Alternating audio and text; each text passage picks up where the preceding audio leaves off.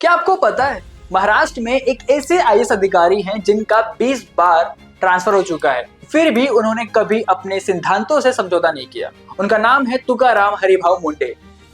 3 जून 1975 को महाराष्ट्र के बीड जिले के छोटे से गांव तारसोन्ना में जन्मे तुकाराम मुंडे एक साधारण किसान परिवार से आते हैं। उनके पिता किसान थे और उन्होंने अपने बेटे को अच्छी शिक्षा दिलाने के लिए दिन रात मेहनत की।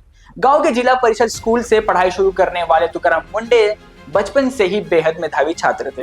आगे की पढ़ाई पूरी करने के लिए वे औरंगाबाद गए, जहां उन्होंने डॉक्टर बाबा साहब अम्बेडकर मराठवाड़ा विश्वविद्यालय में बीए और एमए की डिग्री प्राप्त की। इसके बाद उन्होंने यूपीएससी की तैयारी की और साल 2005 में आईएएस अधिकारी बनकर महाराष्ट्र केंद्र प्राप्त किया। लेकिन उनकी असली कहानी आईएएस बनने के बाद शुरू होती है। अपनी शुरुआती पोस्टिंग के दौरान ही तुकाराम मुंडे ने यह साफ कर दिया था कि वे किसी भी दबाव में काम करने वाले अधिकारी नहीं हैं। कहा जाता है कि पहली पोस्टिंग के महज तीसरे दिन उन्होंने एक अवैध बार पर छापा मारा, जिसका संबंध एक प्रभावशाली राजनीतिक व्यक्ति से बताया गया था। एक नए अधिकारी से एक ऐसी कार्रवाई की उम्मीद किसी ने नहीं की थी, लेकिन मुंडे ने नियमों को प्राथमिकता दी।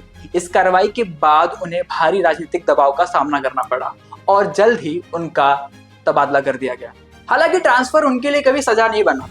जहां भी गए उन्होंने उसी सख्ती और ईमानदारी के साथ काम जारी रखा। साल 2007 में एक प्रशासनिक पद पर रहते हुए उन्होंने बड़े पैमाने पर अवैध अतिक्रमण हटाने का अभियान चलाया। वर्षों से कब्जाई गई जमीनों और सड़कों को मुक्त कराया गया। इस अभियान का परिणाम ये हुआ कि कई जगहों पर सड़कें 2 से 5 मीटर तक चौड़ी हो गई और आम लोगों को राहत मिली।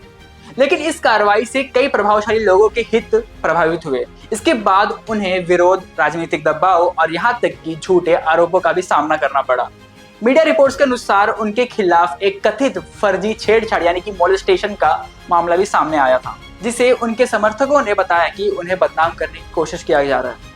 लेकिन इन सब के बावजूद उन्होंने अपने काम की गति कम नहीं की। इसके बाद जब उन्हें एक अन्य जिम्मेदारी मिली तो उन्होंने रेत माफिया यानी कि सैंड माफिया के खिलाफ मोर्चा खोल दिया। अवैध रेत खनन के खिलाफ लगातार कार्रवाई की गई। इस दौरान उन्हें धमकियां भी मिली, लेकिन उन्होंने पीछे हटने से इनकार कर दिया। कई बार प्रशासनिक और राजनीतिक दबाव बढ़ा, लेकिन मुंडे का जवाब हमेशा एक ही था, कानून सबके लिए बराबर। अंततः यहाँ भी उनका तबादला कर दिया गया। साल 2012 में उन्हें मुंबई के सेल्स टैक्स विभाग में संयुक्त यानी कि जॉइंट कमिश्नर बनाया गया। यहाँ भी उन्होंने अपनी कार्यशैली से सबको चौंका दिया। जिस विभाग की वार्षिक कर वसूली लगभग 183 करोड़ रुपए के आसपास थी, उसी विभाग ने उनके नेतृत्व में करीब 500 करोड़ रुपए का रिकॉर्ड रिकवरी हासिल की। ये उपलब्धि प्रशासनिक दक्षता थी और साथ ही साथ सख्त निगरानी का बड़ा उदाहरण भी मानी जाती है। इसके बाद वे जालना और सोलापुर जैसे जिलों में कलेक्टर भी रहे। विशेष रूप से सोलापुर में उनका काम पूरे महाराष्ट्र में चर्चा का विषय बन गया। उस समय क्षेत्र गंभीर जल संकट और सूखे समस्याओं से जूझ रहा था। मुंडे ने जल संरक्षण, जल प्रबंध और विभिन्न सरकारी योजनाओं के प्रभावी क्रियान्वयन पर जोर दिया। उनके प्रयासों से पानी के बेहतर उपयोग और संरक्षण को बढ़ावा मिला। इसी योगदान के लिए उन्हें वाटर मैन ऑफ महाराष्ट्र से सम्मान नवाजा गया। साथ ही उन्हें बेस्ट कलेक्टर अवार्ड भी मिला। जब वे नवी मुंबई महानगर पालिका यानी कि एनएमएमसी के आयुक्त बने, तब उन्होंने प्रशासन और जनता के बीच की दूरी कम करने के लिए एक अनोखी पहल शुरू की, जिसका नाम था वॉक विद कमिश्नर। हर रविवार सुबह वे नागरिकों के साथ पैदल चलते थे, उनकी समस्याएं सुनते थे और मौके पर ही अधिकारियों की समाधान के निर्देश देते थे। इस पहल ने आम लोगों को सीधे प्रशासन से जोड़ दिया और ये मॉडल काफी लोकप्रिय हुआ। इसके अलावा उन्होंने स्वच्छता, वेद निर्माणों पर कार्रवाई, सार्वजनिक परिवहन सुधार और प्रशासनिक पारदर्शिता जैसी कई क्षेत्रों में उल्लेखनीय काम किया।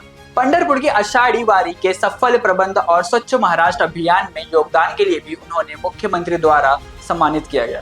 तुकाराम मुंडे की ये पहचान सिर्फ एक अधिकारी के रूप में नहीं, बल्कि ऐसे प्रशासक के रूप में बनी जिसने बार बार ट्रांसफर, राजनीतिक दबाव, विरोध, धमकियां और विवादों का सामना किया, लेकिन अपने सिद्धांतों से कभी समझौता नहीं किया।